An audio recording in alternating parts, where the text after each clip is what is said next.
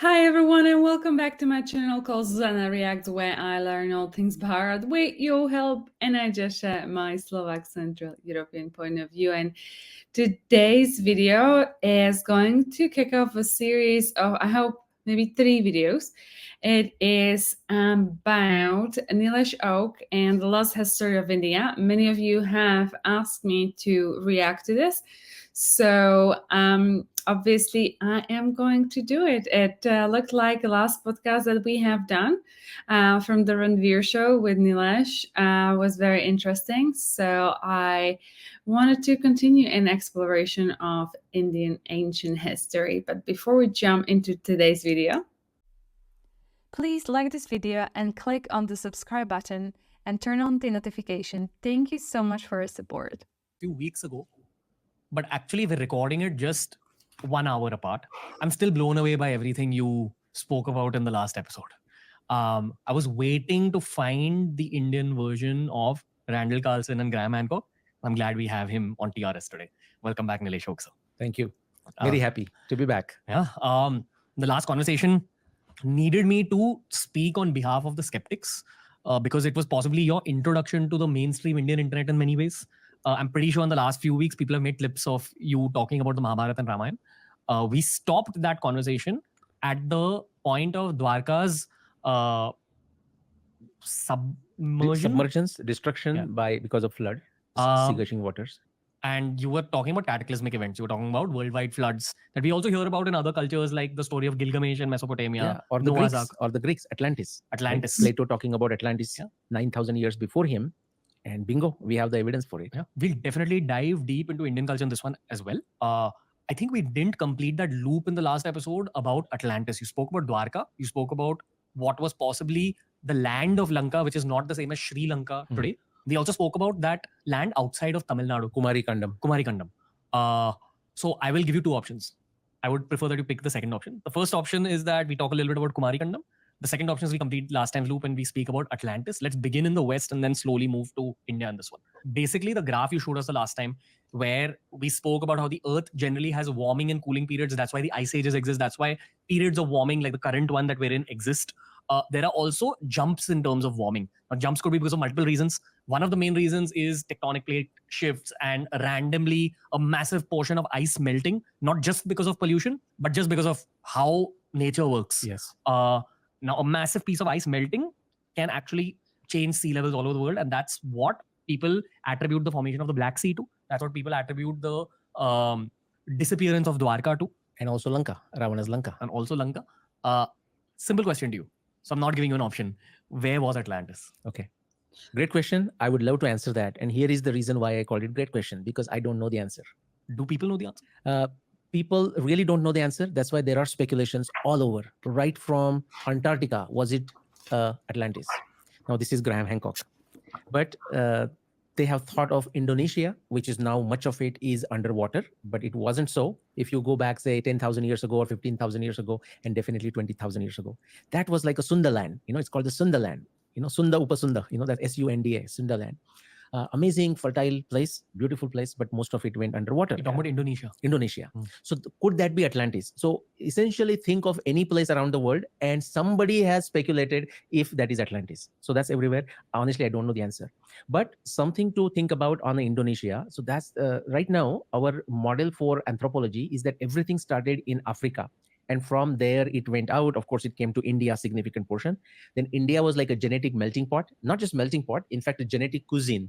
All kinds of dishes were prepared, and all you have to do is like go to Google and type a genetic map. You will see a thread coming from Africa to India, but India, like all kinds of genetic markers going outside India on the Y chromosome, but also on the X chromosome. But talking of Atlantis, although the search for Atlantis is still going on and really nobody knows, 2 things we know for sure. That Plato referred to Atlantis flooding, Atlantis disappearing into the ocean 9,000 years before him. Now, Plato's time is about 2,000 years ago. 9,000 years before that, or Plato's time is 500 BC, so 2,500 years ago. Before 9,000 years before that is what? 11.5 years ago. And that's that catastrophic rise event 2 that we looked at. But where was Atlantis? Honestly, I don't know. But something came out. I'll just mention the Antarctica because that has a connection with the Ramayana.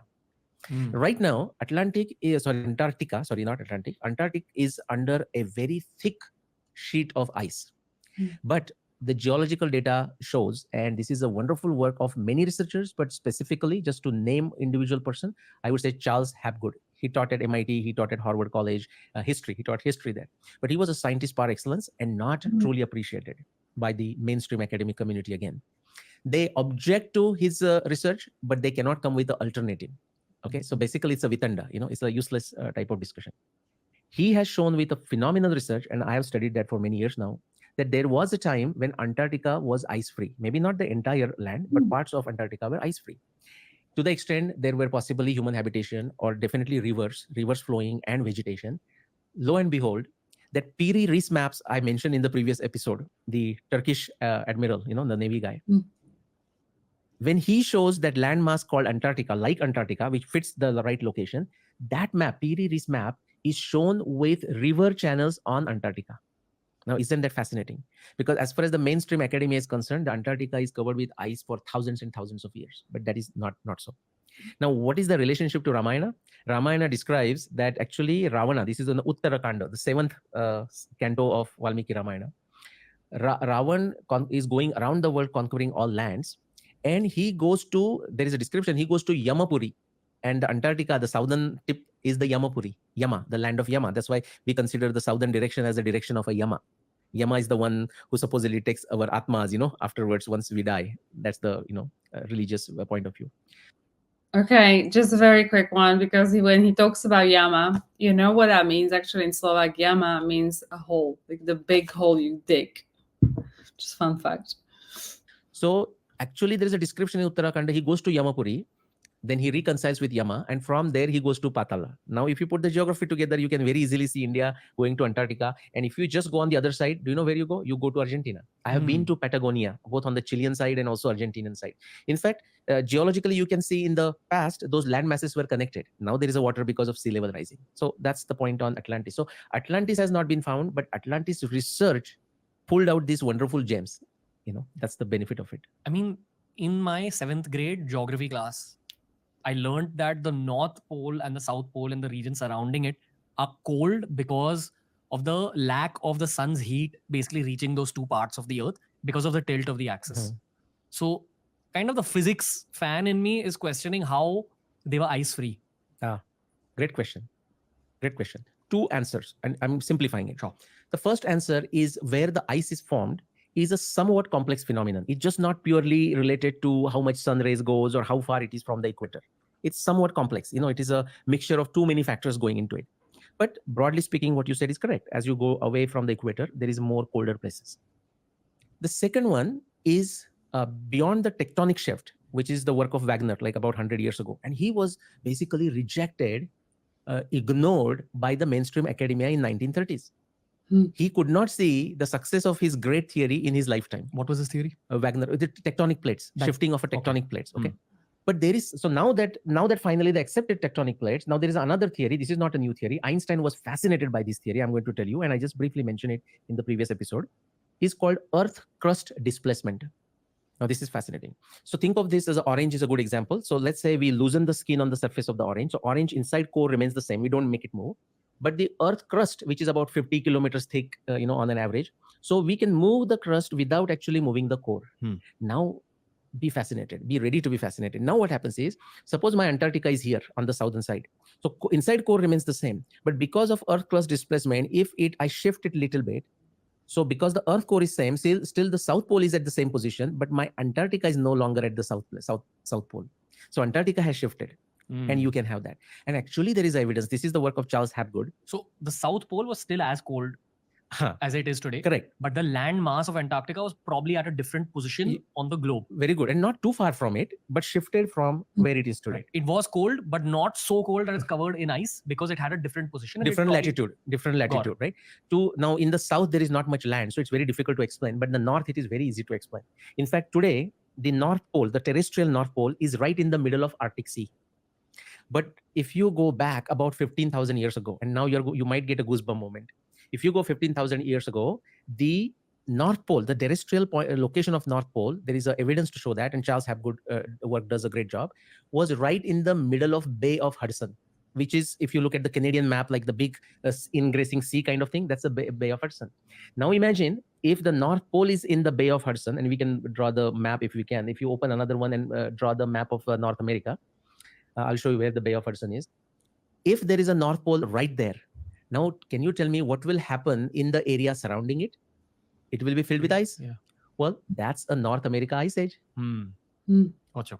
Okay. And before that, if you go another 15,000 years before, the North Terrestrial Pole was near between Alaska and Canada. There is a place called Yukon Territory in that area. Again, Like we've pulled there up. you very good. So right now, think of that where the Canadian border, that light orange color ends. Further there, you know where the pole is, right? Basically, all the lines going together where towards the lines zero, would meet. which is right in the middle of Arctic Sea. Now you see Hudson Bay. Yes. And that's where the North Pole was, terrestrial North Pole, about 15,000 years ago. Bingo. That explains why there was a ice age there. Now what happened once that became icy? So a lot of water is stored on the ground. What that did, basically the Gulf of, what you call it, the Gulf Stream, the hot water going there, that current was stopped because there was ice right the Newfoundland area, the eastern part. And therefore now the Western Europe also became frozen because of the Gulf Stream. The Gulf Stream water is no longer going there. And that's why when you go to Ramayana times and even before, Europe and North America both. Western Europe, Northern Europe, and North America are covered in ice. Very cold. They were the actual North Pole region. Correct. What we count as the Arctic Sea today. This is based on Earth crust displacement. Mainstream academia does not understand it, therefore does not agree with it. But there is a sufficient evidence for it. So parallelly, like the north of Russia and the Arctic Sea, which is at the north of Russia, must have been habitable. Yes. And that's what, if you check the work of Graham Hancock or otherwise, the Siberia was like a beautiful place, like a semi-tropical type of thing or lighter tropical. And those are the descriptions we see. Therefore, Sugriva is referring to the time before Ramayana, saying, Sugriva says, I'm aware of this land. And in the Mahabharata, there is no description of that area being bad or something, because, you know, the pole has not seen the effect of it yet. Yeah, so that's fascinating. What causes the pole shifts? Just tectonic plate movement? No, the tectonic is the ground plate.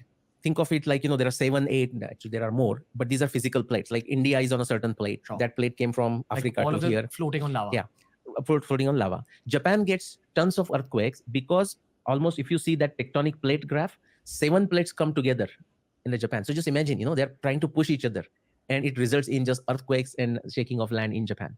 Because of that, that's one phenomenon. That is not to be confused with the earth crust displacement, because displacement doesn't change the core, it just moves the piece somewhere there. Whereas tectonic is like India coming away from Africa and meeting Asia. Okay, that's the difference. Gotcha. Okay, back to India. Okay, so I'll just stop here for a second. So it's interesting what he's saying. So my understanding is that even apparently right now we are going through a pole shift. So like that in time, I don't think it's maybe that clear from here, that the North and South Pole, that you have these magnetic poles and they will shift, and that is what apparently has caused the ice age and all that kind of stuff. And many, well, from what I understood, they argue that we are now going through the change of poles. So north is going to become south and vice versa.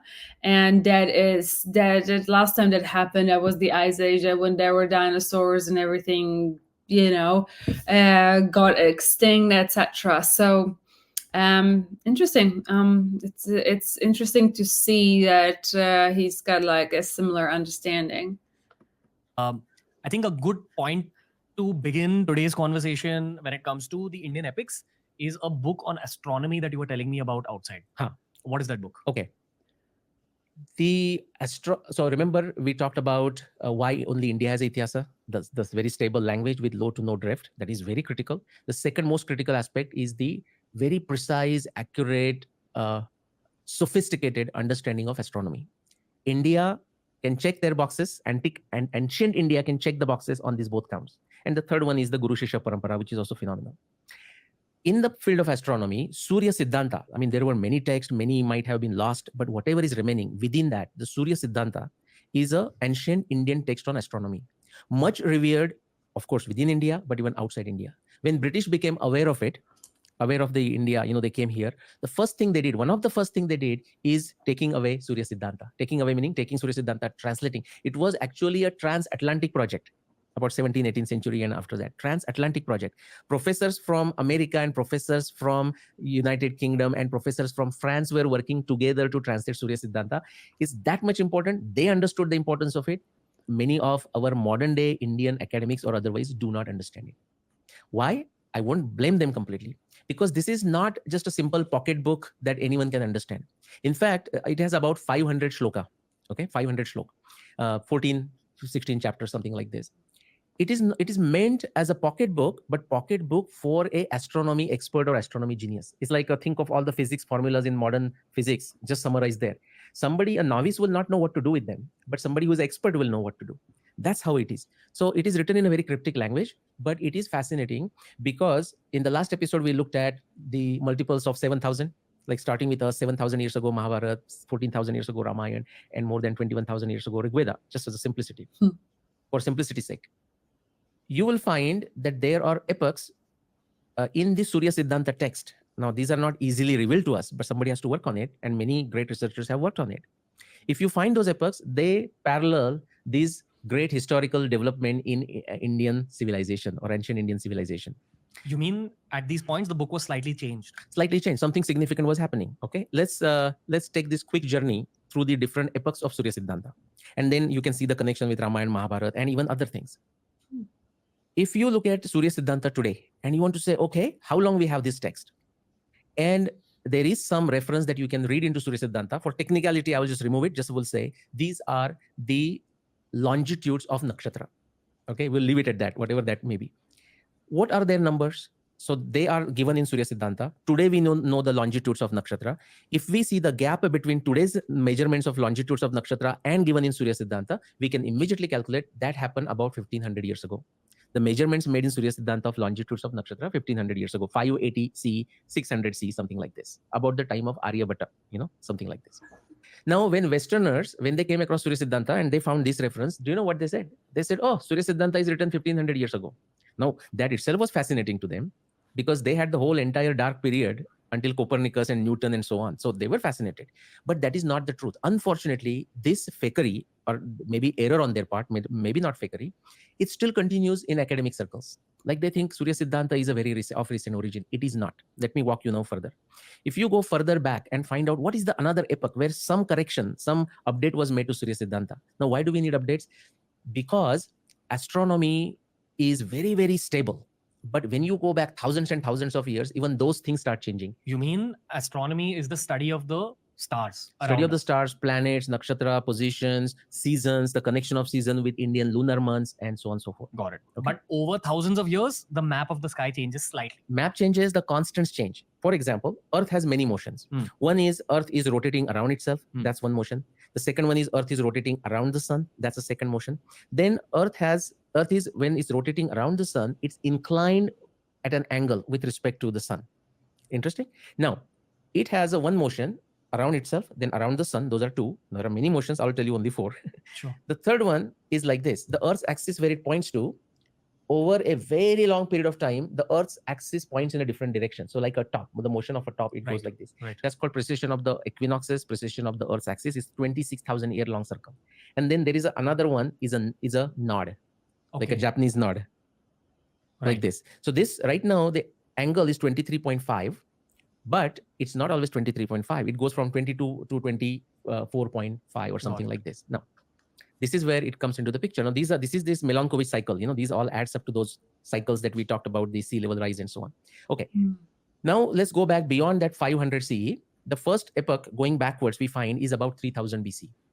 There's some interesting thing happened. That is when the Earth's axis was at 24 degree. The inclination right now 23.5, that was its 24 degree. All Indian astronomy text as a simplicity used 24 degree as the inclination. But people, the Westerners thought when they translated Surya Siddhanta, they thought Indians don't know how to measure it properly. So they took, very crude measurement, 23.5, they're taking it 24. Because they did not know at that time the precision of the Earth's axis or what it does. But Indians are talking to the precision. You're an engineer. Do you know what precision they're talking? Just as a simple thing, 1 divided by 3438, 3438. That much precision they're talking when it comes to Earth's inclination and so on. So if you go back 3000 BC, something happened, which is the Earth's inclination is 24 degree. There are enough evidence in Surya Siddhanta. There were readjusting of parameters. Okay, you have enough evidence that many parameters in astronomy text of there were readjusted in 3000 BC. That, unfortunately, we think that's the beginning of Kali Yuga. No, it was the beginning of a calendar because they corrected the calendar. So 3000 BC is another epoch. Now go further. Equation of the sun, which means predicting where exactly sun will be in the sky. Now, because we see it every day, we think, oh, that must be easy. No, it's not easy.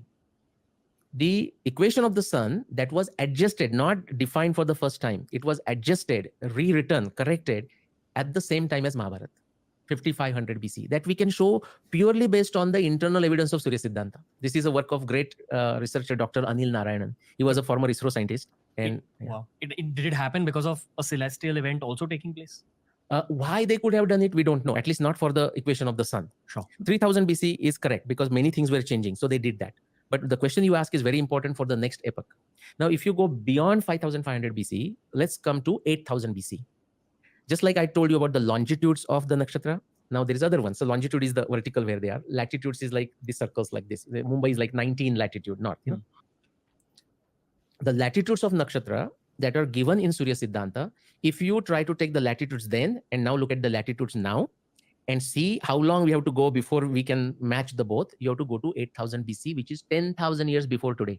As in the point at which a star has been above a point on the earth? No, that is when the stars are there. They're fixed and they're there. There's some motion. Okay, nakshatra is a portion of the sky. A star or a portion of a sky. So a portion of a sky is a nakshatra. Understood. And to designate that portion, just like when we say Mumbai, exactly which one is a Mumbai?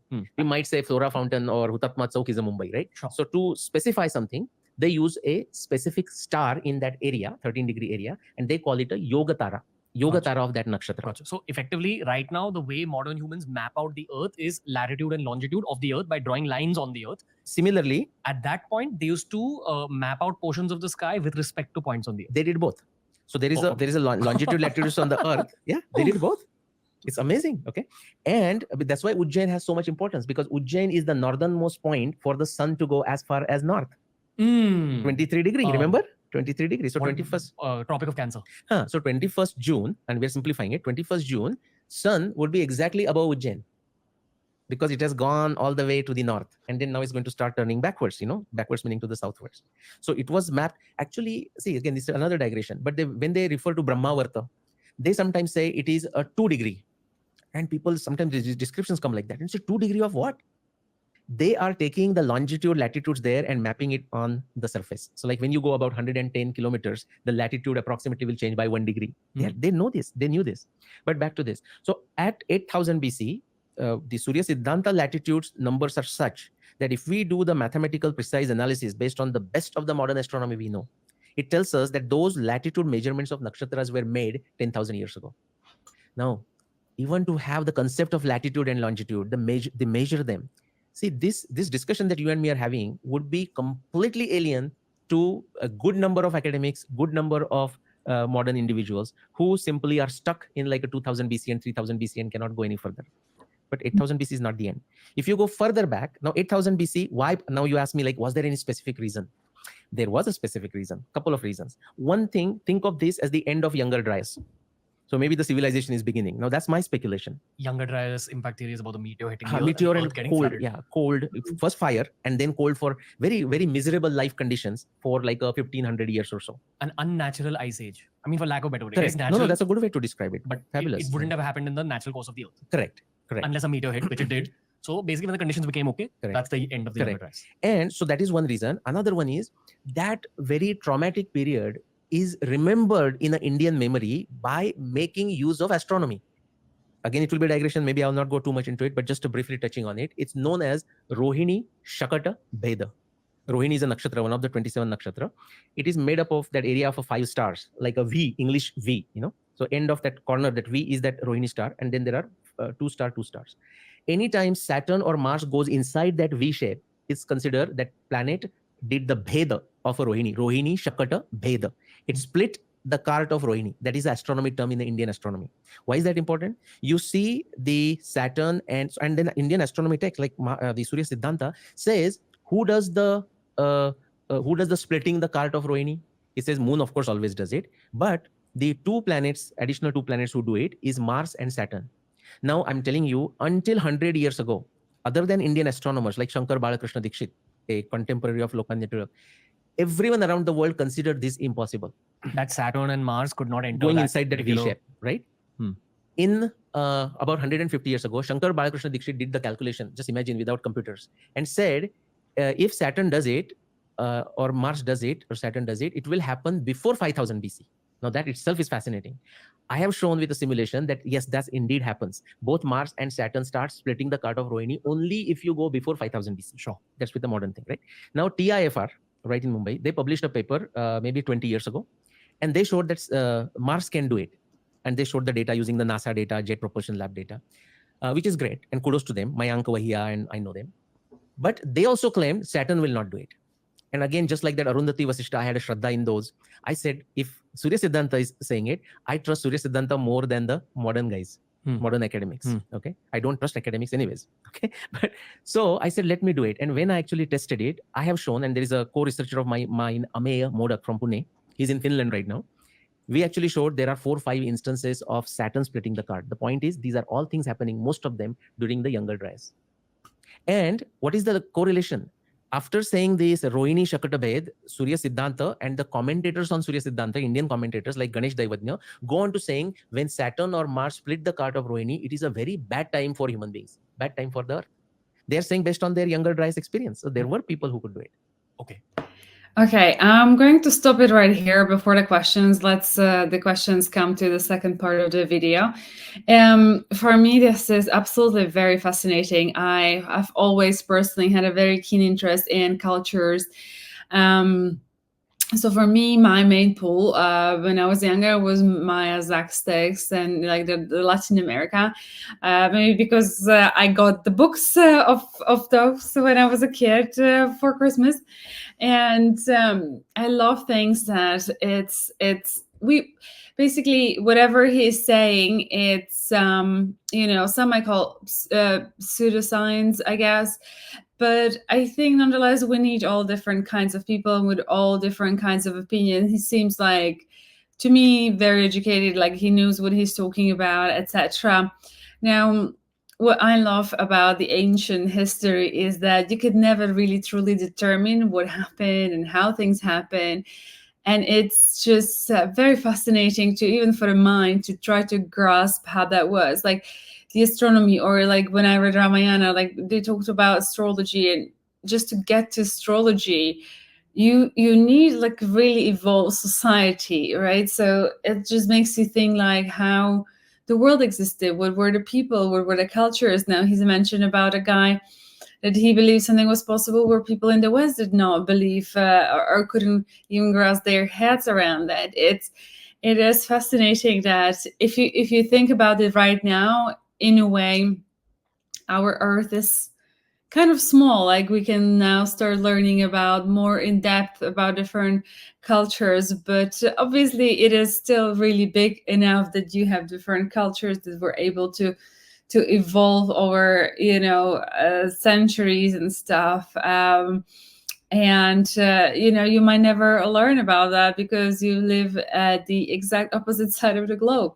And to me, this part is truly fascinating, and I'm actually super excited that I'm doing this with you guys because I'm discovering so many new interesting things. And it's I don't know why India is never really talked about it. Every time I watch this or something, where you're discussing your history, etc., I genuinely, I think when we, apart from the fact that you have Mahabharata Ramayana as the oldest kind of recorded, let's say, history, or like the epics, what they call them, throughout the video. After that, at least personally, I don't remember. And then I have to put a big caveat: I'm not very good at remembering stuff. So I literally, like, I'm even as bad as I say something and I don't remember. But it is fascinating. It really, truly, for me, is fascinating. inspiring how, you know, we get to learn all of this, and I never fully understand why we don't know much about India here. At least that's what I think, and again, caveat my memory. But because I think that there is maybe the history that is taught here is more like, you know, your time zone plus the US, and kind of not even that much of Latin America, depends what you study, but India has so much richness, and it's a shame. And when we, I think, next learn about India, that's kind of the Mahatma Gandhi times. So the whole chunk from Ramayana to Mahatma, there's like not much. But don't kid yourselves, there's the same when it comes to China, Japan, all that part of the world.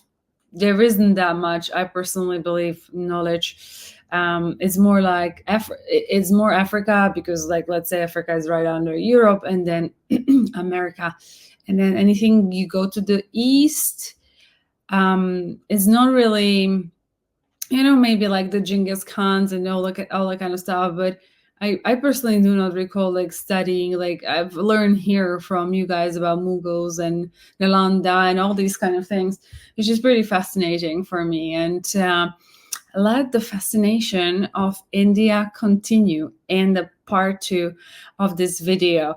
But let me know what you think about part 1. Where do you stand? Like, how, you know, was this pretty new? Are you enjoying his talk? Because I personally am very enjoying that. So now, thank you guys so much for watching this video with me. If you did enjoy it, please give a thumbs up, share, like, and subscribe to this channel, and I'll see you in a part 2 very soon. Until then, please do take care. I am sending lots of love. Bye-bye.